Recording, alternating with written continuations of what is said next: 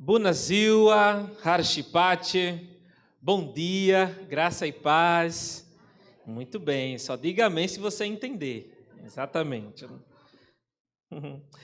Eu e Jaciane, Eurico e Jaciane Lopes e a nossa Karen Sophie. Até hoje minha mãe não consegue ainda pronunciar esses nomes esquisitos. Ela disse, tá na Bíblia, meu filho? Eu disse, tá na Bíblia sim, minha mãe. Tá no grego, mas está na Bíblia. É o nome grego. Irmãos, é um privilégio retornar a essa casa do Senhor. A gente fica muito feliz com a recepcionalidade da igreja, dos irmãos. A gente sempre gosta de estar aqui, cantar junto com os irmãos, com esse louvor maravilhoso, né, que Deus continue preservando, usando grandemente o grupo de louvor dessa igreja, bem como toda a liderança e a congregação. Tá bom? Nós somos membros da primeira igreja presbiteriana em São Lourenço da Mata, aqui pertinho, pastor Márcio, presbitério do Recife. Viemos aqui, acredito que em 2019, foi antes da pandemia, exatamente. Minha memória tá em dia. E assim, nós fomos para a Romênia, fomos mapear, passamos um tempo lá no ano passado e descobrimos lá, graças a Deus, a gestação aí de Karen Sophie, e a gente retornou, né, para fazer a cerclagem, tantos procedimentos que estavam precisando fazer, que os irmãos têm consciência de que 2021, não sei se alguns ficaram sabendo, acredito que sim, né, da nossa Karen Safira, né, que Deus tomou para si no quinto mês de gestação, nasceu muito prematura e passou somente 8 dias conosco. E a igreja, sim, teve alguns irmãos que estiveram aí conosco nessa batalha pela vida. Tá bom? E nós agradecemos bastante daqueles que batalharam conosco também. E assim, o presbitério quer que eu seja ordenado, ser enviado para a Romênia já ordenado. Então, deram um tempo aí trabalhando numa congregação junto com outro pastor do nosso presbitério, lá na congregação da UR2, estou lá atuante, e no próximo ano, se Deus quiser, estarão ordenando ao Sagrado Ministério e seguindo, consequentemente, para a Romênia, para assim trabalharmos para a plantação de igrejas ali. Na Romênia, queridos, temos mais de 10 mil povoados, cidades pequenas, se chama comuna, em que não há a presença de igreja evangélica. Então, nós estaremos dando continuidade a um trabalho existente numa cidade chamada Mangalha, onde os missionários estarão saindo e nós vamos dar continuidade ali. E então, estaremos plantando uma igreja já existe um grupo lá, na realidade, nessa outra cidade em que estaremos aí ajudando na plantação e dando prosseguimento com os ciganos, ou com os romenos em si, e também com os ciganos da Romênia.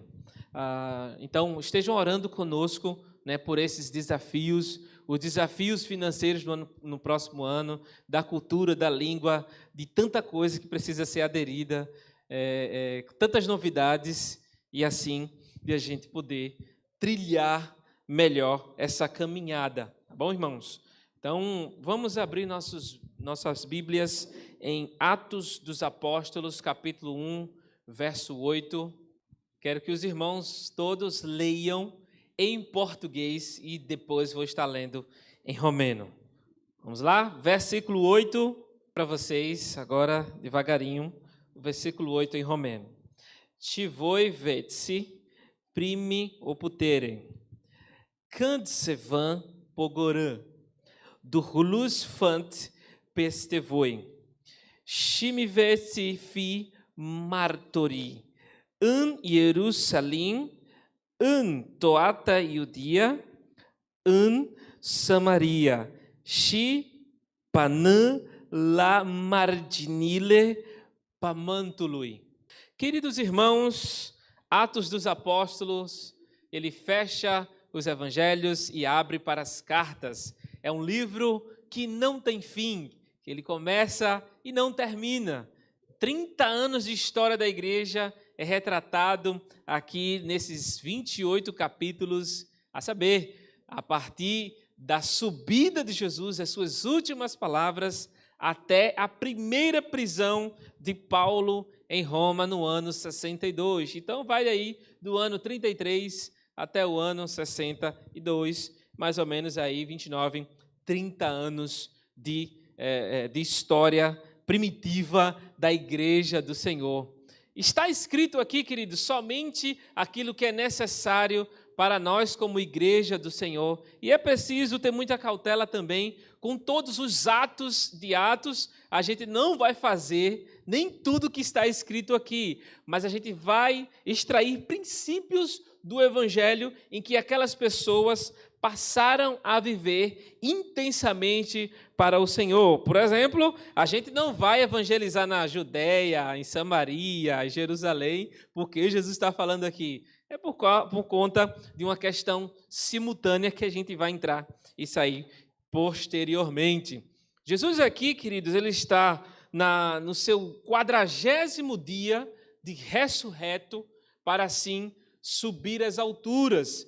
Possivelmente, de acordo aí com a contabilidade dos dias em que Jesus ressuscitou no domingo, provavelmente aqui numa sexta-feira ele está indo no seu último dia sendo conduzido às mansões celestes e dali derramar o Espírito Santo para que a igreja pudesse propagar o nome do Senhor. Então, o livro de Atos resume-se em Cristo com o seu povo na atividade propulsora do Espírito Santo, do Hulsfant, como diz em romeno. E assim, queridos, a atividade de Deus, ela é contínua, ela é progressiva, ela é intensa aqui em Atos, nos últimos dias, Jesus inaugurando os últimos dias através do Espírito Santo. Então, se nosso Deus recebe destaque na criação, o Senhor Jesus recebe destaque na redenção, nos últimos dias quem recebe destaque é o Espírito Santo, mas a Trindade atuou nesses 3 principais pontos da vida. Da criação, o Espírito estava lá, Cristo estava lá. Na redenção, o Pai estava lá, o Espírito Santo também. E aqui nos últimos dias, o Pai está também atuante e Cristo está sendo propagado através aí da atividade propulsora do Espírito Santo, que somente por causa dele é possível pregar com poder e graça o Evangelho do Senhor Jesus Cristo. Então, se formos pregar o Evangelho somente por alguma vaidade, ou por dinheiro, ou por outra coisa qualquer, ou outra intenção qualquer, nunca obteremos um resultado que Deus realmente espera de nós como seus servos, como servos do Senhor. Jesus aqui está no seu último dia, ele vai subir aos céus, e suas últimas palavras são muito interessantes, porque ele está respondendo a um questionamento puramente político, em que os discípulos também passaram 3 anos com Jesus, mas ainda mantiveram a mentalidade política israelita da época, em que era muito forte, irmãos, nessa época em que os discípulos esperassem que o governo romano iria ser derrubado, porque com certeza eles leram as profecias do Antigo Testamento num aspecto puramente político. Então, os fariseus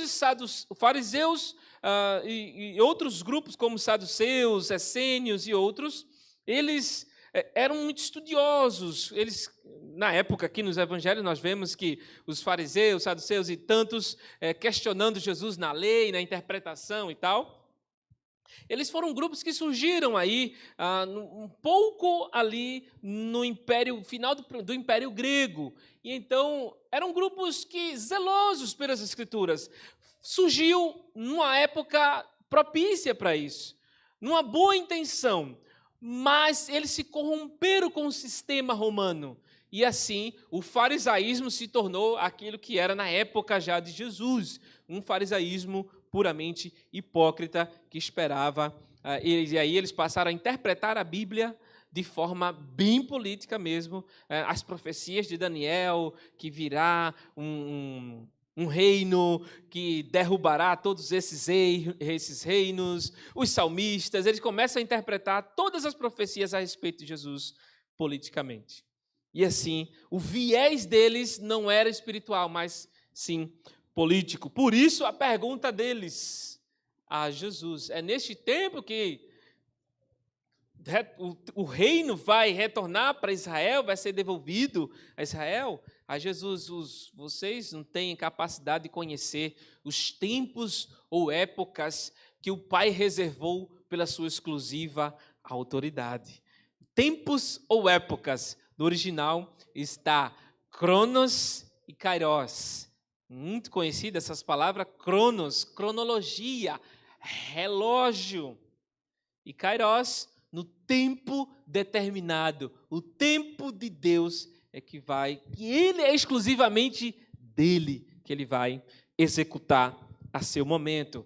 Nós vemos Jesus chamando um zelote, um Simão Zelote, que era um grupo revolucionário pronto para derrubar o Império Romano, mas aí não consegue de fato. E assim, queridos, toda a interpretação deles é meramente política. A salvação do Senhor é espiritual, profundamente espiritual e, consequentemente, da nossa vida como um todo. Então, quando nós somos salvos pelo Senhor, nós experimentamos a cultura do céu na terra. Nós não teremos a vida eterna, mas já temos a vida eterna.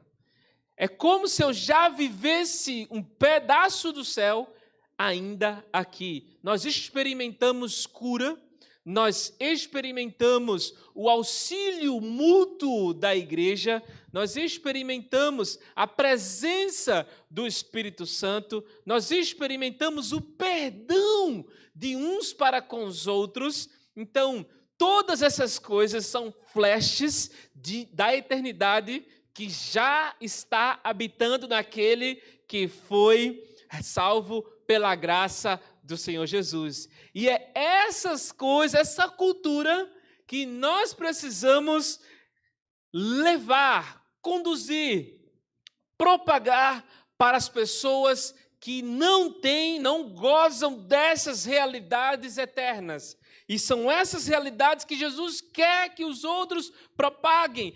Mesmo assim, queridos, os discípulos estavam pregando somente para judeus na diáspora, espalhados pelos povos, porque os judeus foram espalhados desde a época de Nabucodonosor, desde aquelas épocas do Império Greco-Romano, o Império Persa, o Império Romano, eles estavam ali espalhados pelos povos. E assim, os discípulos, eles entenderam ainda errado em propagar o evangelho somente a hebreus em outras cidades, em outras localidades. Aí, a perseguição por causa do martírio de Estevão, o primeiro oficial da igreja a ser martirizado e o primeiro mártir também da igreja do Senhor, o Estevão, pregando com poder e graça aqueles religiosos, arrastaram ele para fora e o apedrejaram vivo. E assim, a partir dali, o próprio Saulo, ou Paulo, estava participando daquela morte, estava participando daquela atividade também. E ali, todas aquelas pessoas, aqueles crentes ali de Jerusalém, que Jesus tinha mandado eles se espalharem e pregar o evangelho, eles estavam só ali em Jerusalém. E aí se espalharam e pregaram o evangelho na Fenícia, no Chipre e também na Antioquia da Síria. Em Antioquia que se consolida a pregação entre os gentios, o Espírito Santo também desce sobre os gentios e eles passam a gozar da vida eterna com o Senhor. Então os apóstolos dizem, Chegou a notícia lá, os gentios nem são circuncidados e já estão ali experimentando o poder do Espírito Santo, da graça do Senhor. E agora? Manda Barnabé lá. Barnabé confere, realmente é verdade, Deus desceu aqui, o Senhor está aqui também entre os gentios. A propagação do evangelho está sendo bem feita. E assim ele vai, isso aí é 10 anos depois, tá? Então, ele vai buscar o apóstolo Paulo, já tinha se convertido 10 anos depois. Ele está lá em Tarso, na Cilícia, pega ele, leva para a cidade de Antioquia da Síria, e ali ele passa a passar um ano ensinando aos irmãos. Algum tempo depois, eles vão para Jerusalém, porque a fome é muito grande, e ali socorre os irmãos, Paulo e Barnabé,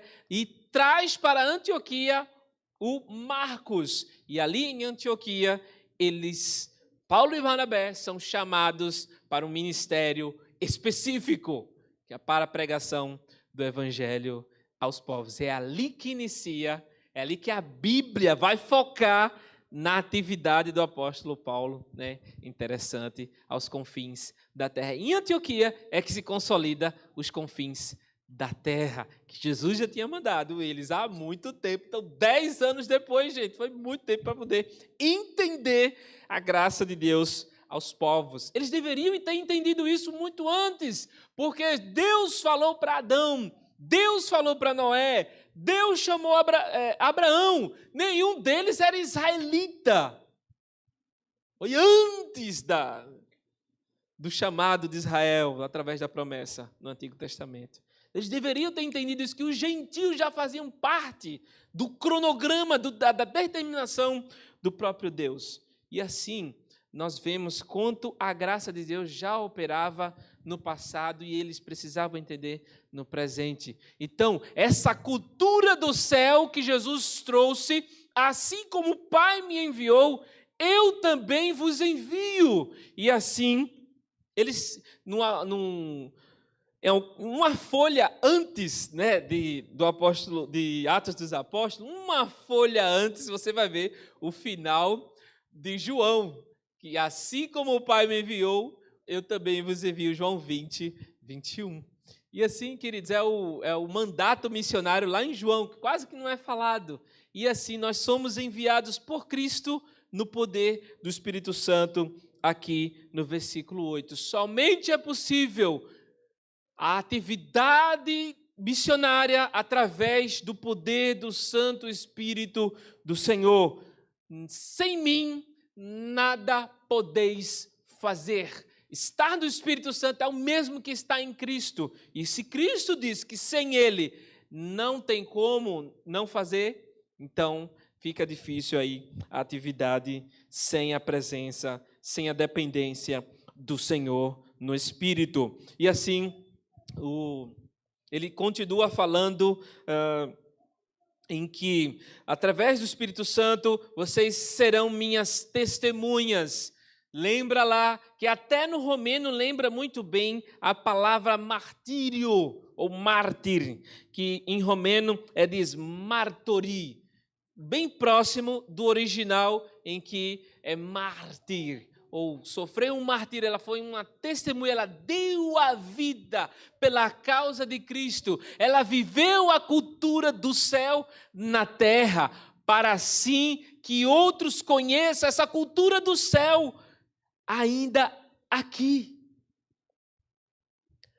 Então, através do Espírito Santo, nós temos condições e capacidade de dar a vida por Cristo, falar do nome dele sem medo, sem receio de desagradar aquela pessoa que não gosta de Cristo, que não gosta do Evangelho, a desagradar aqueles povos. Estava vendo a reportagem da BBC. Eu acho muito interessante quando uma rede secular ela faz uma reportagem a respeito da vida cristã. A reportagem da BBC está lá no YouTube, foi bem recente, eles lançaram, se eu não me engano, foi ontem ou foi anteontem, em que no Nepal, o título é assim, Batalhas pelas Almas, porque Nepal é um país puramente budista, E os missionários da Coreia do Sul estão pregando o evangelho no Nepal. Muitas famílias cristãs estão muitas pessoas estão se convertendo. Então, muitas igrejas estão enchendo. E os radicais budistas, os que são envolvidos com a política, eles disseram a reportagem. Eles estão propagando essa fé aí esquisita. As pessoas estão deixando de ser uma unidade nacional. Nosso país está deixando de ser uma unidade. As pessoas estão começando a questionar as coisas. Então, a reportagem começa a mostrar também o ponto de vista da perda de fiéis do budismo. E os comentários, eu gosto de ver os comentários dos brasileiros. Nossa, que absurdo! É uma fé tão bonita, a fé dos budistas. E esse pessoal vai querer mostrar, fazer adeptos. Enfim, né? Sempre as pessoas vão falar contra a propagação do evangelho. E os missionários coreanos falando na reportagem. Nós precisamos espalhar esse evangelho, essa graça. Eu acho que é bom. Fala isso mesmo e repete. Ainda assina embaixo o que ele diz. Então, é bom ver essas coisas, Deus fazendo isso. Nossa, uma reportagem secular falando do crescimento avassalador do evangelho num país de altíssima perseguição. Que notícia boa, eu acho que é bom. E assim, queridos, nós precisamos ter essa ousadia, essa coragem que o Espírito Santo já deu para todo aquele que está nele. Não temer a quem possa dizer alguma coisa, porque falar mal, a mídia sempre vai falar mal. Nosso colega lá, trabalhando entre alguns indígenas lá em Rondônia, e ali duas equipes, duas famílias maravilhosas. Se você conhecer esses irmãos, meu Deus, eu sou tão crentinho dentro desses irmãos. Esses irmãos são muito santos. E aí, entra pessoas, naquela mesma aldeia, entra pessoas de algum setor do governo, ONGs também, seculares, e começa a perseguição. Começa a inventar história. Aí a reportagem da Globo foi lá, e começou a pegar os indígenas e ensinando, segundo o relato deles, dos missionários, ensinaram os indígenas a falar uma linguagem bem vulgar para falar mal deles. Missionário pega a mulher de índio. Vê a frase do indígena. Um indígena iria aprender essa frase como? Que se os missionários estavam ensinando o evangelho, ele estava ensinando o alfabeto deles, ensinando no português e na língua, na escola e tal, enfim. Aí a reportagem trouxe isso, e qual foi o problema? Expulsaram os missionários de lá. O governo mandou remover, mandou sair de lá. E até hoje, essa tribo não pode receber missionários. E a reportagem está lá como absoluta verdadeira. Inimigo do evangelho. Então, nem acredite em tudo o que está se passando na rede de lixo de esgoto. Vamos dizer outra coisa, né? E assim, queridos, precisamos nos atentar ao que Jesus falou. Não pare de pregar o evangelho. Jesus que mandou. Aqui exprime uma movimentação constante, uma movimentação simultânea do povo de Deus, através do Espírito Santo, sendo testemunha, dar a vida por Cristo, tanto em Jerusalém, como em toda a Judéia e Samaria, até os confins da terra. Isso aqui, como nós já bem falamos no início, não é primeiro no meu bairro, depois lá na cidade, depois em não sei aonde, depois vou lá em outro estado, depois é que eu vou em outro país. Não. A igreja do Senhor, ela pode sim estar em qualquer espaço, ao mesmo tempo, pregando o evangelho. Um exemplo mínimo, micro que a gente pode dar são vocês. Vocês todos são chamados para ser testemunhas do Senhor e a pregar ao evangelho da graça aonde vocês foram enviados. Lembra daquele emprego que você pediu a Deus, que você já agradeceu a Deus? É lá naquele lugar que Deus está te enviando. Lembra daquele curso que você estudou, passou na Federal, passou no Enem, tirou nota boa, ou está numa faculdade particular? Deus está enviando você para lá. Deus enviou você para lá. Então, esse movimento da igreja, ele é simultâneo, ao mesmo tempo em todos os ambientes. A menor visão missionária que a igreja pode ter é alcançar o mundo. Não pode ser menor do que isso. E assim, queridos, porque o próprio Jesus falou para aquelas poucas pessoas ali, 120 pessoas, ou 11 pessoas, e depois 120 que recebem ali a presença e poder do Espírito Santo. Nós precisamos nos ater ao que o Senhor já falou e ao meu papel ousado na sociedade. A sociedade a cada vez está mais reprimindo aqueles que devem pregar o Evangelho, está reprimindo a atividade do Senhor na vida da sociedade como um todo. Um exemplo interessante, queridos,